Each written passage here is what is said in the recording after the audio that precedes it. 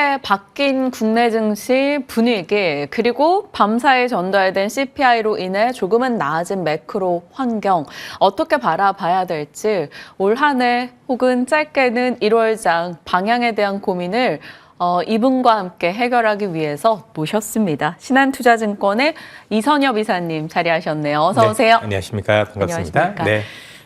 딱 이사님 모시는 오늘 이제 CPI의 이제 변수를 두고 저희가 섭외 요청을 드렸었는데 자리해 주셨어요.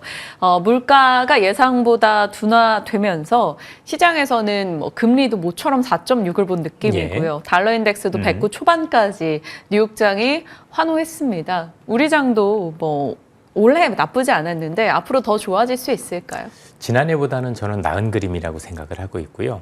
기본적으로 지난해 제일 어려웠던 가장 큰 이유를 든다라면 누가 뭐래도 삼성전자의 부진이 제일 컸습니다. 사실 그 지난해만 놓고 보면 연간 기준으로 해서 외국인들 동향을 보더라도 삼성전자 기준으로는 한 10조 정도 팔았고 외국인은 11조를 샀습니다.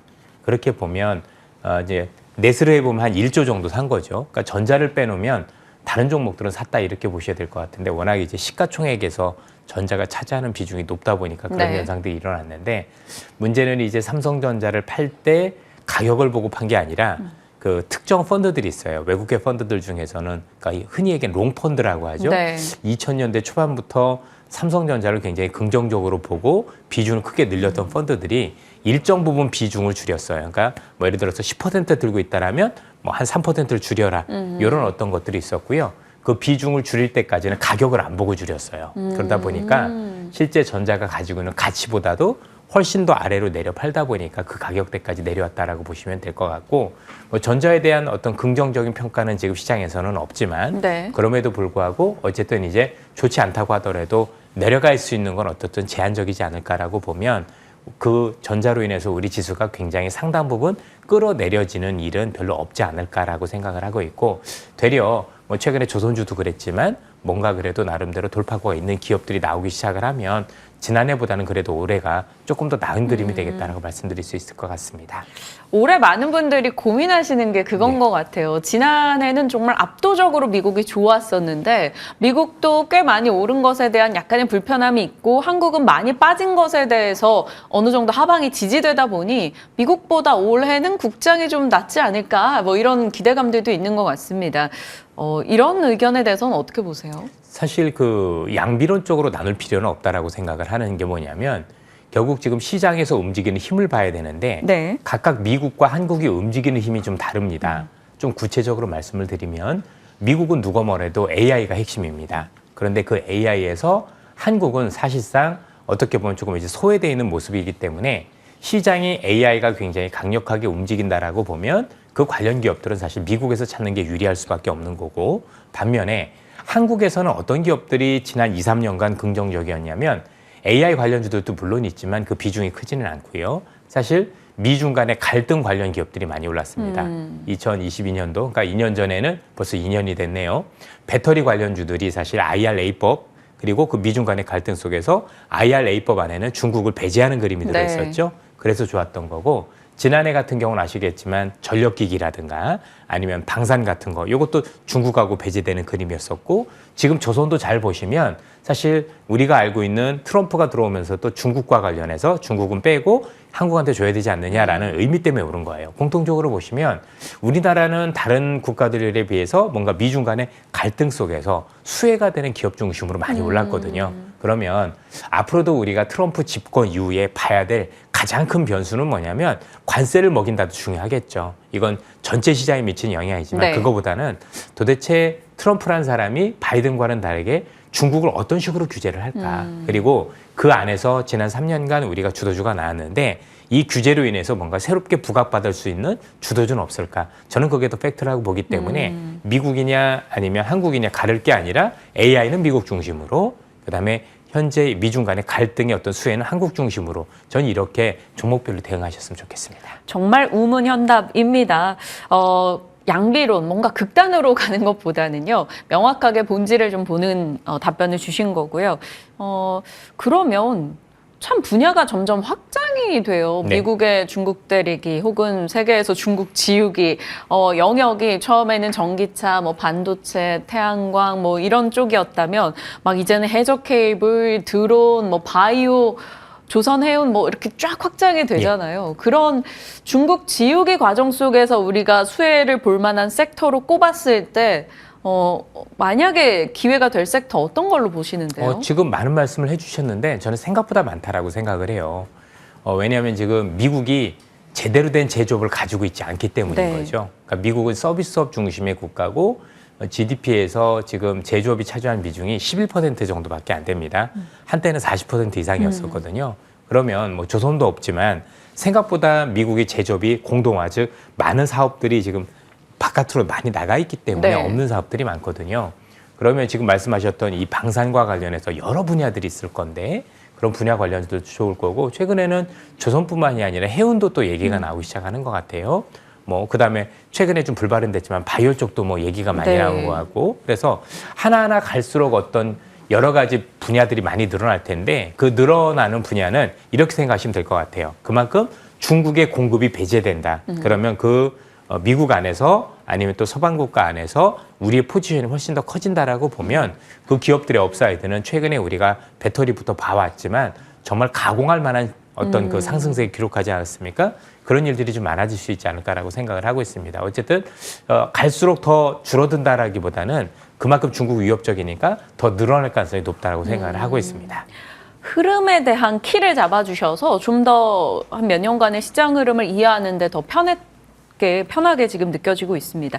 자, 그러면 주요 섹터들에 대한 얘기로 이제 좀 더 좁혀서 가보도록 할게요. 반도체, 삼성전자가 가진 가치보다 이런 수급적인 요인으로 더 밀려있는 상황이라고 말씀 주셨는데 삼성전자와 HBM을 비롯한 반도체 소부장 진영에 대한 전략은 어떻게 가져가세요? 우선 개인 투자자분들이 반도체나 소부장을 손대는 건 저는 썩 그렇게 권장하진 않습니다. 너무 어려워요, 사실. 네. 나쁘다라는 게 아니라 일반적으로 직장 다니시면서 투자하시는 분들 입장에서는 굉장히 어려운 투자가 된다라고 생각을 하고 있고 일단 HBM과 관련해서는 삼성전자는 할 수 있을 것이냐는 나올 때까지는 사실 기대는 안 하는 게 맞는 것 같습니다.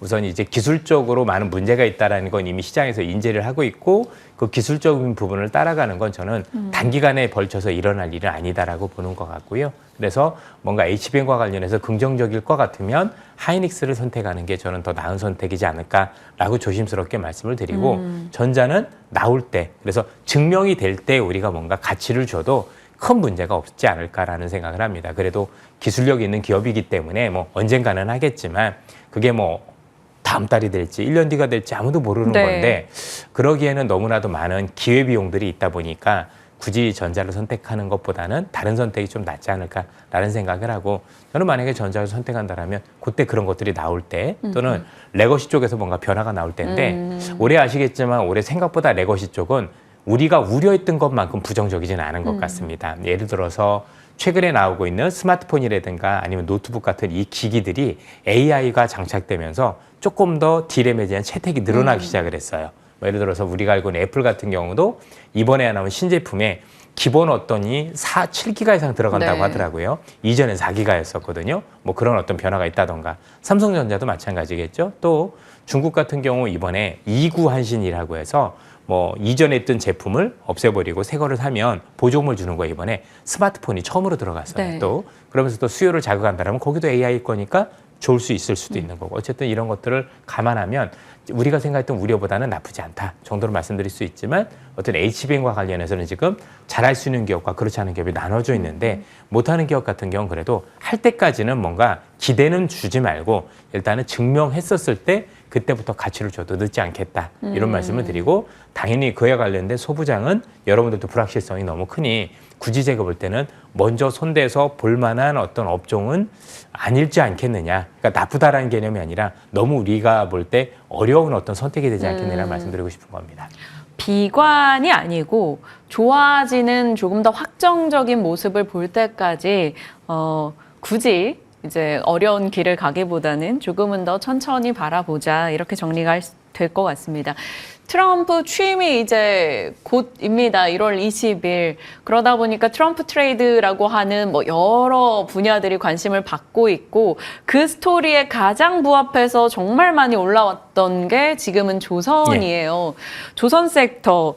어디쯤에 왔다고 보세요? 이렇게 기울기를 쳤을 때 시작일까요? 중간일까요? 뭐 끝자락일지. 사실 저는 끝자락이라고 보여지지는 않습니다. 우리가 이제 지난 몇 년간 중국하고의 어떤 갈등 속에서 수혜를 입었던 업종들이 많게는 10배씩 올랐습니다. 네. 그런데 이제 그 10배 오르는 과정 속에서 단 한 번도 사람들이 정말 이게 더 많이 오를 것이다라고 봤던 적은 별로 없었던 것 같고 오히려 많이 오르니까 더 많이 오른다 이렇게 얘기했던 기억들이 있습니다. 그건 뭐냐면 그만큼 그 업종들이 그렇게 오르는 걸 본 적도 없었었고 이런 산업들이 있었어라는 게 있었기 때문에 좀 낯설음이 있었다라고 생각을 합니다. 네. 저는 거기엔 조선도 해당이 된다라고 생각을 해요. 생각보다 더 많은 어떤 선박에 대한 수주가 있을 가능성이 높다라고 보고 그리고 우리밖에 만들지 못하더라면 가격적인 측면에서도 우리가 뭔가 흔히 얘기하는 판권을 가지고 있다 아니면 조금 유리한 입장을 가지고 있다 이렇게 볼 수 있다라면 저는 여기가 끝은 아니다라고 생각을 하고요. 뭐 그동안 좀 많이 올랐으니까 쉬어갈 수 있다 정도는 볼 수 있겠지만 뭔가 조금 더 강한 그림을 예상해 봐야 되지 않겠느냐. 그래서 함부로 이게 꼭지다라고 단정 짓기보다는 조금 더 좋은 그림을 가지고 보셔도 되지 않을까. 왜냐하면 이게 최근에 뭔가 군함 수주만 있는 것들이 아니라 미국에서도 새로운 선박에 대한 수주도 있지만 네. 글로벌적인 측면에서도 지금 선박과 관련해서 교체 수요들이 많습니다. 아시는 것처럼 엔진과 관련해서도 그렇죠. 뭐 친환경적인 부분들도 있어야 되는 거고 여러 가지 어떤 부분들이 동시에 겹쳐져 있기 때문에 그런 것들을 감안한다라면 결코 뭐 주가가 여기가 끝이지 아니지 않을까라고 저는 개인적으로 그렇게 생각을 합니다. 제가 틀릴 수도 있겠지만 저는 긍정적으로 좀 보고 있다라고 말씀을 드리고 싶습니다. 패러다임 전환 속에서 엄청난 에너지가 필요하고 그 에너지를 확보하는 것이 패권 경쟁의 중심이 되다 보니까 관련해서 파생되는 산업들이 정말 너무나 많아지는 것 같습니다. 조선에 대한 시각 한 번 더 확인을 해주셨고요. 트럼프 수혜 섹터로 했을 때 또 방산, 뭐 드론 쪽도 많이 거론이 되잖아요. 전통 방산과 약간 무인기 쪽, 요즘엔 약간 이렇게 VS 개념으로 가고 예. 있지만 사실 이 방산의 카테고리 내에서는 시각이 어떠신지 궁금해요. 저는 지금 말씀 주셨지만 드론은 새로운 이슈가 되는 것 같아요. 그러니까 전쟁의 어떤 판도가 드론으로 인해서 너무나도 확 바뀌었기 때문에 이 자체는 이제 뭐 커지고 있다는 데 대해서는 이견이 없는 것 같고 드론뿐만이 아니라 드론을 이제 격추하는 것까지도 고민이 돼야 되는 시장인데 그걸 또 한국이 되게 잘해요. 네. 예. 그래서 그런 것들과 관련한다라면 사실은 이제는 방산이 좋다가 아니라 방산에서도 그 변화에 관련된 기업들이 좋다 이렇게 봐야 될 것 같고요. 또 하나는 원래 방산은요. 전쟁 지역을 좀 되게 잘 봐야 돼요. 예를 들어서 유럽이 전쟁하고 있는지 아니면 아랍권이 전쟁을 하고 있는지 남미가 전쟁하고 있는지에 따라서 무기에 대한 어떤 수요가 많이 달라져요. 그래서 그런 어떤 전쟁 지역이 뭐 예를 들어서 지금 아랍 지역은 좀 진정되는 느낌이잖아요. 네. 지금 가자 지구하고 이스라엘하고 좀 휴전하는 모습들이 되는 거니까 아무래도 휴전 이런 것들이 되면 기존에 있었던 방산 중에서 그쪽과 관련된 방산 기업들은 조금 모멘텀이 약화될 수 있는 가능성이 이렇게 있다라고 봐야 되겠죠. 그리고 향후에도 생각보다 저는 더 많은 전쟁이 일어날 거라고 보는데 그 전쟁 지역이 있었을 때 그 특수성을 보고 꼭 하셔야 돼요. 예를 들어서 유럽 같은 경우라면 지상과 관련된 무기 예를 들면 뭐 포죠. 우리가 알고 있는 자주포라든가 네. 전차 같은 수혜가 되게 많은 거고 아니 아랍 쪽이라고 하면 미사일과 관련된 유도무기와 관련된 수요가 되게 많은 거고 이런 식으로 조금 더 나눠서 보실 필요가 있는 거지 뭐 방산이라고 다 올라가고 그런 그림은 지금은 아니다라고 보고 있습니다. 조금은 더 점점 더 디테일화 되는 것 같습니다. 자, 제가 정말 뭐 1월 봐주세요 이렇게 여쭤보기엔 좀 그렇고 상반기에 어떤 섹터를 좀 좋게 보시는지 전체적인 내용의 요약 정리가 될 것 같아요. 예, 맞습니다. 뭐 전체적으로 지금 상반기 내에서 어떤 걸 봐야 되느냐보다도 저는 지난 3년 내내 그랬다라고 생각을 합니다. 결국은 트럼프가 이제는 며칠 안 남았죠. 이제 정책을 할 건데 중국을 어떻게 규제하는지 보고 그 관련 섹터만 가지고 가라. 지수는 크게 신경 안 쓰셨으면 좋겠어요. 왜냐하면 우리나라 같은 경우는 아무래도 전체 그림을 봤었을 때 모든 섹터가 다 올라가는 그림이 아니라 미국과 중국에 대한 어떤 수출 비중이 거의 절반씩이 있기 때문에 나름대로 미국과 중국이 동시에 좋으면 많이 올라가는데 그렇지 않고 한쪽이 좀 기울어지면 한쪽은 좀 무너지고 한쪽 올라가는 경우들이 있어요. 뭐 예컨대 지난해도 그랬지만 뭐 철강화학 같은 경우 중국 때문에 안 좋았다든가 네. 그런 어떤 부분들도 있었잖아요. 근데 올해 같은 경우는 사실 지수를 쳐다볼 게 아닌 게 생각보다 호재들이 많아요. 지금 말씀드렸던 우리가 트럼프의 어떤 수혜 이런 것들도 있을 수가 있겠지만 사실 우리나라 상법 개정도 조만간 이뤄질 가능성이 높은데 일단은 상법 개정에 대해서 흔히 얘기하는 기업적인 부분들에 대해서는 부담이 될 수 있다고 생각하는데 조금 더 제가 구체적으로 말씀드릴게요. 기업의 부담이 아니라 대주주가 부담이 있는 거예요. 우리한테는 부담이 없어요. 그래서 여러분들 뉴스를 읽을 때 잘 읽으셔야 되는 게 대주주의 부담이 우리의 부담은 아니다. 그러니까 본인들 입장에서 지분을 지키기가 어려우니 이렇게는 M&A 될 수 있지 않느냐. 주가에는 긍정적이에요. 그러면 그런 것들도 보실 필요가 있고요. 3월에 이제 중국이 전인대 3월 5일에 있는데 네. 전인대를 통해서 할 수 있는 게 뭐냐면 새로운 경기부양책이 내수부양책이에요.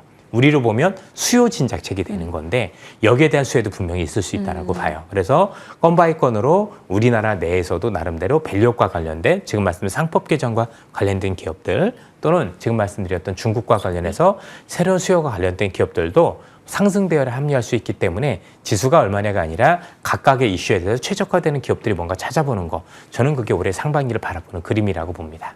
좋습니다. 말씀 주신 관전 포인트들 그와 관련해서 조금은 더 세부적으로 디테일하게 섹터에 대한 시각 정리를 해 나가도록 할게요. 자, 신한투자증권 이섬여 이사님과 함께 이야기 살폈습니다. 고맙습니다. 감사합니다.